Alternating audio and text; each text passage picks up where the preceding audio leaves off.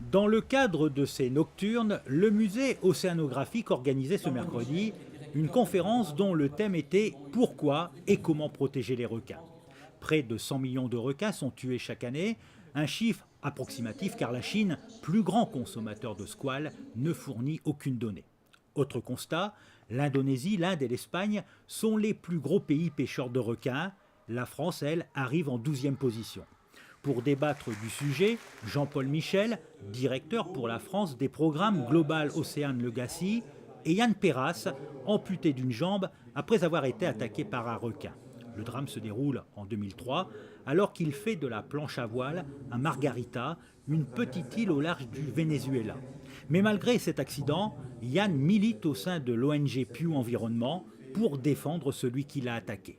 J'ai jamais voulu m'arrêter à mon accident et finalement je me suis dit que si moi j'étais capable de passer le cap et franchir le pas et de protéger les requins, n'importe qui était capable après de comprendre ce message et de comprendre l'importance de préserver les requins et de dépasser ce côté bête assoiffée de sang qu'on veut faire véhiculer sur le requin, puisque c'est une hérésie qui provient du film Les Dents de la Mer et un film qui a fait beaucoup de dégâts pour cette espèce, qui est un super prédateur qui doit être protégé.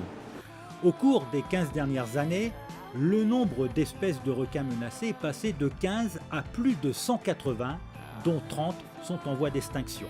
En cause, la surpêche et le fining, l'opération qui consiste à ne retirer que les nageoires et les ailerons aux requins avant de les rejeter agonisant à la mer. Protéger les requins est primordial car les superprédateurs ont un rôle important dans les mers et dans les océans. C'est un animal indispensable à l'équilibre, au maintien de l'équilibre de l'écosystème. Parce que comme je le disais tout à l'heure, c'est un super prédateur, il est en haut de la chaîne alimentaire. Et si on fait disparaître un animal de ce type-là, l'animal qui a sa place, hein, comme tous les autres animaux sur Terre, si on fait disparaître cet animal-là de la chaîne de l'écosystème marin, on va déséquilibrer entièrement l'écosystème et ça peut avoir des effets extrêmement catastrophiques et irréversibles. Depuis le mois de mars, les 178 pays membres de la Convention sur le commerce international des espèces menacées ont décidé de réguler le commerce de certaines espèces, mais cela ne suffit pas à sauvegarder les requins. Pour les experts, la création de grandes réserves marines est une des solutions les plus efficaces pour protéger les squales. Ces grandes réserves sont nécessaires pour la bonne santé des océans. Et donc on passe à une échelle différente, puisque jusque-là c'était les petites aires marines côtières. On passe là maintenant à la grande réserve marine et les experts unanimement dans le monde considèrent qu'il faut au moins, dans une première étape en 2020, 10% de nos océans protégés.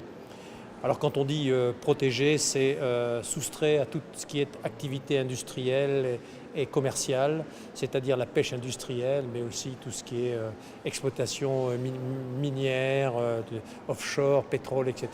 Donc il faudrait, dans un premier objectif, que 10% de nos océans puissent se régénérer et fournir au reste de l'océan la possibilité de continuer à vivre d'une manière durable.